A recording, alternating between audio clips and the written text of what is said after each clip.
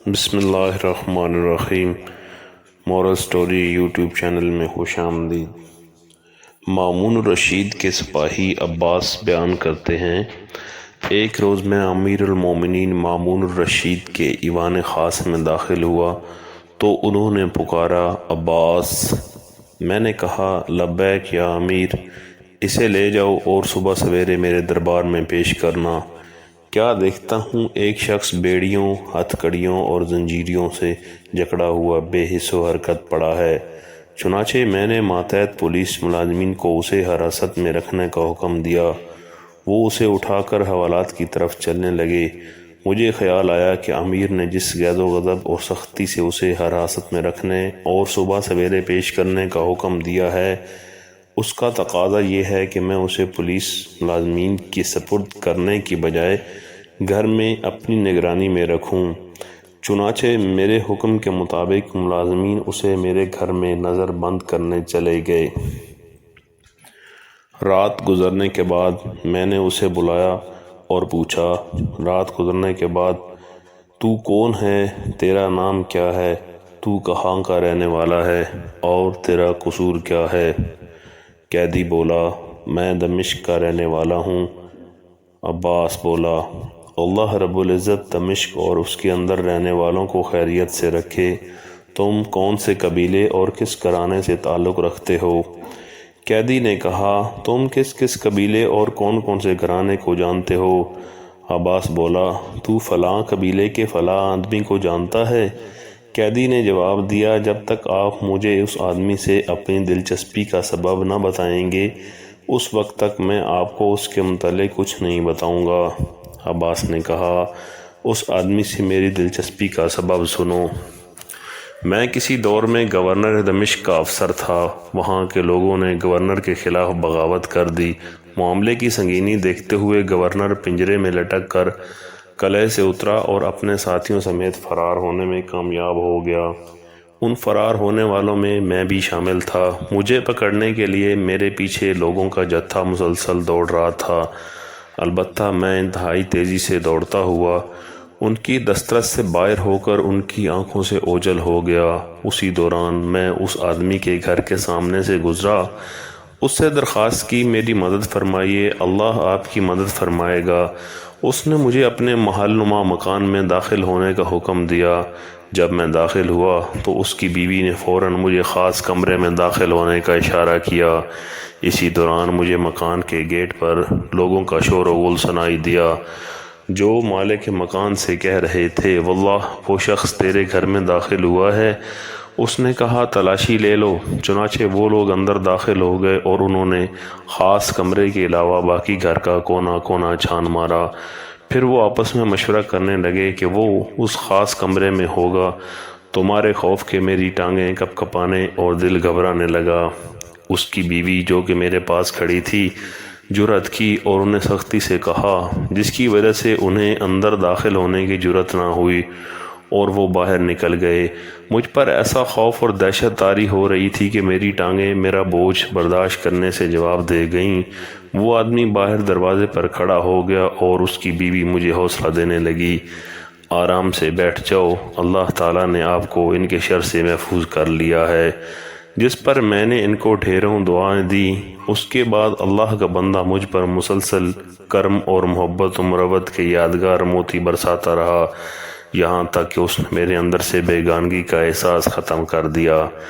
اس نے مجھے اپنے محل میں ایک الگ مکان دے دیا، ضروریات زندگی اتنی وافر مقدار میں مہیا کی اور صبح شام میری ایسی خبر گیری کی کہ میں تمام دکھ بھول گیا۔ چنانچہ میں نے اس کے ہاں زندگی کے بہترین 4 ماہ گزارنے کے بعد اسے ان لفظوں میں اجازت طلب کی کہ اب فتنہ دب گیا ہے اور شہر پرسکون ہے، میں اپنے غلاموں کو تلاش کر لوں۔ چنانچہ اس نے واپس آنے کا وعدہ لے کر اجازت دے دی۔ میں شہر میں اپنے غلاموں کا پتہ نہ پا کر واپس آ گیا۔ اس دوران میری بے مثال اور انتھک خدمت کرنے کے باوجود اس نے نہ میرا نام پوچھا نہ میرا عہدہ، بلکہ وہ مجھے میری کنیت سے بلاتا رہا۔ ایک روز میں نے اس سے بغداد جانے کی اجازت مانگی تو اس نے بخوشی جانے کی اجازت دینے سے قبل مجھ سے کہا میں بغداد جانے والے قافلے کا پتہ کر آؤں اور جس روز وہ روانہ ہوگا اس روز آپ کو الوداع کہوں۔ پھر میں نے اس سے عہد کیا اتنی مدت کے خلوص اور ہمدردی کی بنا پر میں تیرے ساتھ عہد کرتا ہوں کہ زندگی بھر آپ کے احسان کو نہ بھولوں گا اور حسب طاقت اس کا بہترین صلہ دوں گا۔ اس کے بعد اللہ کے اس نیک بندے نے اپنے غلام کو سفر کے لیے گھوڑا تیار کرنے کا حکم دیا اور خود سامان سفر تیار کرنے میں لگ گیا۔ میں نے سمجھا وہ خود کہیں جانے کا پروگرام بنا رہا ہے، لیکن سارے دن دوڑ و دھوپ کے بعد وہ رات کو بمشکل سویا ہوگا اور صبح سویرے مجھے خبر دی کہ آج قافلہ بغداد روانہ ہونے والا ہے، اٹھو اور تیاری کرو۔ میں نہیں چاہتا تھا کہ آپ اکیلے جائیں۔ اس دن نہ تو میرے پاس سواری تھی اور نہ آزاد راہ۔ میں اسی سوچ میں تھا کہ وہ شریف انسان میرے لیے اعلیٰ اور نفیس ملبوسات اور نئے جوتوں کا جوڑا لایا، تلوار اور پیٹی لا کر میری کمر سے باندھی، پھر اعلیٰ نسل کے خچر پر 2 بھرے ہوئے بکس رکھ کر ان پر بستر باندھ دیا۔ مجھے گھوڑے پر سوار کر کے ایک غلام بھی ساتھ دیا تاکہ وہ راستے میں خدمت میں رہے۔ وہ اور اس کی بیوی چند فرلانگ تک مجھے الوداع کہنے کے لیے میرے ساتھ آئے اور مجھ سے میری خدمت میں کسی قسم کی کوتاہی کی معذرت کرنے لگے۔ واللہ سچ پوچھو اس وقت میرا دل رونے لگا، آنکھوں سے آنسو بہنے لگے۔ میں نے ڈبڈباتی آنکھوں سے انہیں واپس بھیجا اور کئی دنوں کا سفر طے کرنے کے بعد بغداد پہنچا اور امیر کی خدمت کی بنا پر اس کا پتہ لینے سے قاصر رہا۔ میں اس لیے پوچھ رہا ہوں کہ شاید میں اس کے احسان کا بدلہ دے سکوں۔ قیدی نے جواب دیا، اللہ رب العزت نے تجھے اس حسن سلوک کا بدلہ دینے کا سنہری موقع دیا۔ بولا وہ کیسے؟ قیدی نے جواب دیا، اللہ کے نیک بندے وہ شخص میں ہی تھا اور میرے اس حال نے تجھ پر میری شناخت مشکل بنا دی ہے۔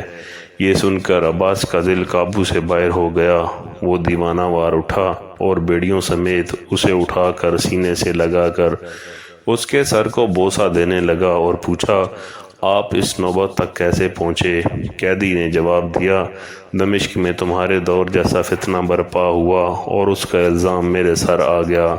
گرفتار کر کے اس قدر تشدد کیا گیا کہ مجھے زندگی کی امید نہ رہی۔ پھر مجھے زنجیروں میں جکڑ کر یہاں امیر کے دربار میں پیش کر دیا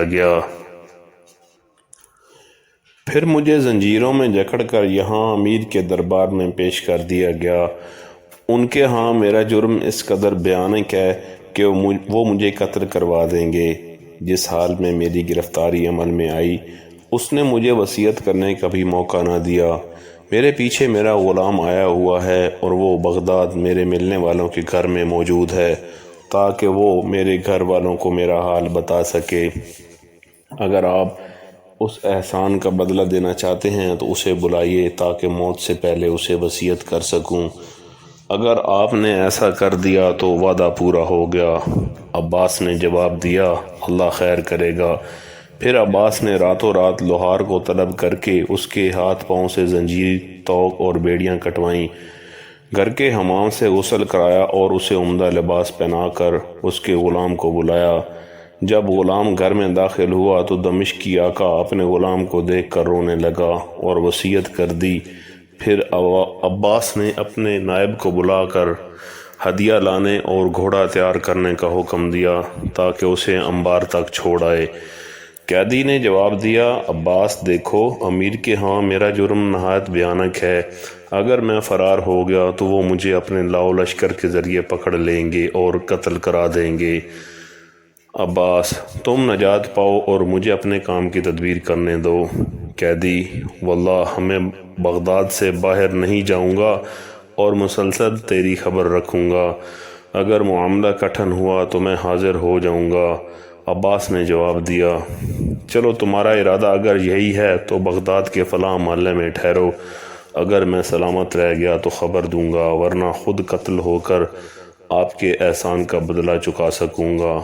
پھر عباس نے اپنے متعلق سوچنا شروع کیا اور اس نتیجے پر پہنچا کہ موت یقینی ہے، کفن تیار کر لیا جائے اور غسل کر کے عطر لگائی جائے۔ چنانچہ اس نے طلوع فجر سے پہلے غسل کیا اور خوشبو لگا کر کفن تیار کر لیا۔ نماز فجر سے فارغ ہوتے ہی امیر کا حکم آیا کہ آدمی کو لے کر ایوان شاہی میں پہنچو۔ ناظرین، جب عباس وہاں پہنچا تو امیر نے پوچھا، عباس، مجرم کہاں ہے؟ عباس کی خاموشی پر انہوں نے کہا، افسوس تجھ پر، اگر تو نے کہا کہ وہ فرار ہو گیا ہے تو تیرا سر قلم کروا دوں گا۔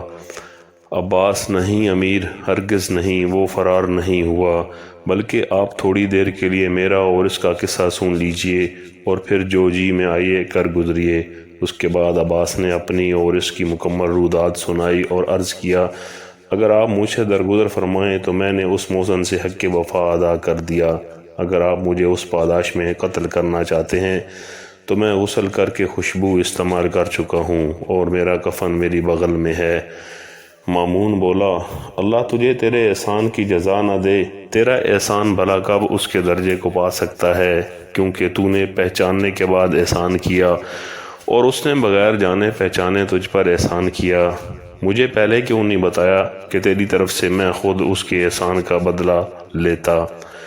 عباس، امیر، وہ ابھی بھی دارالحکومت بغداد میں موجود ہے تاکہ میرے معاملے کی خبر رکھے۔ اگر مجھے اپنی جان کا خطرہ درپیش ہو تو وہ میری جگہ پیش ہو کر اپنی گردن کٹوا سکے۔ مامون، یہ اس کا تجھ پر دوسرا احسان ہے جو پہلے سے بھی بڑا ہے، جا اور اسے میرے پاس لا تاکہ تیرے اوپر ہونے والے احسان کا صلہ میں خود ادا کر سکوں۔ چنانچہ عباس اس کے پاس گیا اور خوشخبری سنائی کہ آپ کا خوف دور ہونا چاہیے، امیر نے یوں کہہ کر آپ کو طلب کیا ہے۔ اس نے کہا، الحمدللہ، شکر ہے اس ذات کا جس کے سوا تنگیوں اور مشکلات کو دور کوئی نہیں کر سکتا، وہی حمد کے لائق ہے۔ پھر وہ سوار ہو کر امیر کے سامنے پیش ہوا۔ انہوں نے اپنے پاس بٹھا کر گفتگو کی اور اس کے ساتھ مل کر کھانا کھایا۔